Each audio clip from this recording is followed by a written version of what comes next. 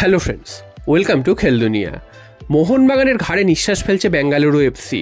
আজকের বেঙ্গালুরু এফসির ম্যাচ ছিল চেন্নাই এফসির বিরুদ্ধে। তো এই ম্যাচটা মোহনবাগানের জন্য খুবই গুরুত্বপূর্ণ ছিল, কারণ মোহনবাগান আগের দিন জিতে যাওয়াতে মোহনবাগান 13 ম্যাচ থেকে 29 পয়েন্টে পৌঁছে যায়, আর বেঙ্গালুরু এফসি 12 ম্যাচ থেকে 24 পয়েন্ট নিয়ে দ্বিতীয় স্থানে ছিল।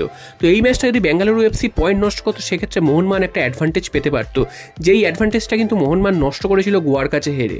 তো আজকের ম্যাচটা খুবই টানটান একটা ম্যাচ হয়েছে, এবং সেখানে একবার বেঙ্গালুরু এগোচ্ছিল এবং তারপর কিন্তু গোল শোধ করে দিচ্ছিল চেন্নাই এফসি। তো এরকম 1 গোলে এগিয়ে যাওয়ার পর চেন্নাই 1-1 করে, এবং তারপর 2-1 এগিয়ে যাওয়ার পর চেন্নাই আবার 2-2 করে।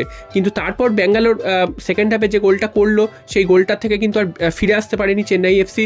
তো 3-2 গোলে এগিয়ে যাওয়ার পর মনে করা হয়েছিল চেন্নাই এফসি ফাইট দেবে, কিন্তু শেষ পর্যন্ত দেখা গেল এমন একটা ওন গোল করলো, অর্থাৎ আত্মঘাতী গোল করলো, যেই গোলটা থেকে কিন্তু একদম হাস্যকর একটা গোল, এবং সেই গোলটা থেকে কিন্তু আর ঘুরে দাঁড়াতে পারেনি চেন্নাই এফসি।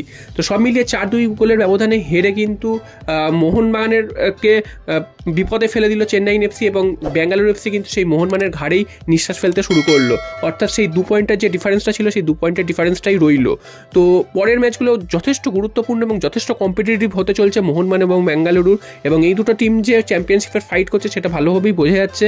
তো এরপর যে টিম পয়েন্ট হারাবে সেই টিমই কিন্তু চাপে পড়ে যাবে, এবং উল্টো দিকে যে টিম পয়েন্ট পেয়ে যাবে সেই টিম কিন্তু তত্তর করে এগিয়ে যাবে। তো দেখা যাক এই ফাইটে কে শেষ পর্যন্ত জয়ী হয়। এরপর চলে আসি ডার্বির কথায়। তো আগামী 11ই জানুয়ারি ডার্বি হওয়ার কথা রয়েছে, তো ডার্বির শিডিউল রয়েছে। তো সেই দিন ডার্বি হবে কি হবে না, এটা নিয়ে একটা অনিশ্চয়তা তৈরি হচ্ছে, কারণ সেই সময় গঙ্গাসাগর মেলা থাকে, এবং বিধাননগর পুলিশ কিন্তু জানিয়েছে যে ডার্বির জন্য পর্যাপ্ত পুলিশ তারা দিতে পারবে না, কারণ সেই সময় গঙ্গাসাগর মেলা থাকে, এবং এটা মোহনবাগান যেহেতু হোস্ট করছে, মোহনবাগানের হোম ম্যাচ, তাই মোহনবাগানকে এই বিষয়ে জানিয়ে দেওয়া হয়েছে। তো এখন দেখা যাক মোহনবাগান কি ডিসিশন নেয়। এখনো অবধি কিন্তু অফিসিয়ালি কিছু জানানো হয়নি যে ম্যাচটা আদৌ হবে না, সেদিন হবে না, বা অন্য কোথাও হবে, কিছুই কিন্তু জানানো হয়নি। তবে যা মনে করা হচ্ছে ম্যাচটা কোনো না কোনোভাবে পিছিয়ে যেতে পারে, সেটাই কিন্তু মনে করা হচ্ছে, এবং 11 তারিখ হওয়ার সম্ভাবনা নেই। এবং এটা কিন্তু খুবই একটা বাজে জিনিস। প্রত্যেকবার ফুটবল নিয়ে এই জিনিসটা হয়, এবং প্রত্যেকবার কিন্তু হয় ম্যাচ পিছিয়ে যায়, নাহলে সময় পিছিয়ে যায়। এই জিনিসটা হওয়া বন্ধ হওয়া দরকার, এবং বারবার যদি এরকম হতে থাকে তাহলে কিন্তু মানুষের ফুটবলের প্রতি আকর্ষণ হারিয়ে যাবে।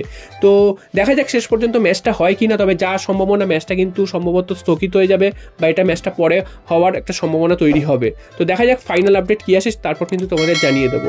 আর সবশেষে চলে আসি মোহনবাগানের আরও একটা খবর, সেটা হচ্ছে এই যে মোহনবাগানের প্লেয়ারদের এত চোটাঘাত কেন হচ্ছে, সেটাও কিন্তু একটা দেখার বিষয়, কারণ প্রত্যেক ম্যাচেই দেখা যাচ্ছে মোহনবাগানের কোনো না কোনো কি প্লেয়ার তারা কিন্তু চোটগ্রস্ত হয়ে মাঠের বাইরে থাকছেন, যার ফলে মোহনবাগান হয়তো জিতে যাচ্ছে, প্রত্যেকটা ভালো ভালো প্লেয়ার রয়েছে বলে কোনো না কোনো প্লেয়ার কোনো দিন গোল করে মোহনবাগানকে ম্যাচ বার করে দিচ্ছে। তবে সমস্ত প্লেয়াররা কেন এত চোটগ্রস্ত হচ্ছে সেটাও কিন্তু ভাবার বিষয়। মোহনবাগানের ফিজিক্যাল ট্রেনার যারা রয়েছে তারা কী করছে, সেই দিকে কিন্তু মোহনবাগানকে নজর রাখতে হবে। এবং প্রত্যেক বছরই কিন্তু আমরা দেখি যে মোহনবাগানের এই সমস্যাটা তৈরি হয়, যে সিজনের মাঝপথে এসে মোহনবাগান এই প্রবলেমটায় পড়ছে। তো এখানে আরও একটা জিনিস ভাবার আছে, যেটা হচ্ছে মোহনবাগান প্রি সিজন, সেই প্রি সিজনের সময় কিন্তু তারা কোনোভাবেই সেই প্রি সিজনটা ঠিক মতন করে না, এবং তখনই কিন্তু বলা হয় যে এই প্রি সিজন না করার ফল মরশুমের মাঝপথে গিয়ে মোহনবাগান ভোগ করবে। সেটা কিন্তু বিভিন্ন রকম চোট আঘাত জনিত সমস্যা হতে পারে, এছাড়াও ফিটনেসের একটা ব্যাপার আসতে পারে, যে হাফ টাইমের পর মোহনবাগান প্লেয়াররা ঠিকভাবে দৌড়াতে পারছে না। তো এখানে আমরা যেটা দেখতে পাচ্ছি যে চোট আঘাতের সম্ভাবনাটা কিন্তু অনেক বেড়ে গেছে, এবং প্রত্যেকটা ম্যাচেই কিন্তু প্রচুর প্লেয়ার চোট পাচ্ছে, এবং কিছুদিন অন্তরই শোনা যাচ্ছে যে এই প্লেয়ার চোট, ওই প্লেয়ার চোট, এবং যারা চোট পাচ্ছে তাদের মাঠে ফিরে আসতে অনেকটা সময় লাগছে। তো প্রি সিজন করাটা অত্যন্ত জরুরি, এখান থেকে কিন্তু বোঝা যাচ্ছে, যেটা কিন্তু মোহনবাগান একবারও করেনি। এবং দিমিত্রি পেটারস, তিনি তো একদম প্রি সিজন করার তো কথাই নেই, তিনি হঠাৎ করে এলেন, এসেই তিনি কিন্তু খেলতে শুরু করে দিয়েছেন, এবং তার ফল এখন দেখা যাচ্ছে যে তিনি ঠিকভাবে খেলতেই পারছেন না। গত মরশুমে যা ফর্ম ছিল সেই ফর্মের ধারে কাছে এবার কিন্তু নেই। তো এই জিনিসটা কিন্তু মোহনবাগান ম্যানেজমেন্টকে দেখতে হবে, আগামী মরশুম থেকে এই জিনিসগুলোকে সিরিয়াসলি নিতে হবে। তা না হলে কিন্তু যতই প্রফেশনাল হোক, কিন্তু কোনো লাভই হবে না। মরশুমের মাঝপথে গিয়ে যদি এরকম চোটাঘাত পায়, এবং সেই চোটাঘাত পাওয়ার ফলে কিন্তু পয়েন্ট নষ্ট করতে শুরু করে। তো দেখা যাক মোহনবাগান ম্যানেজমেন্ট এই বিষয়ে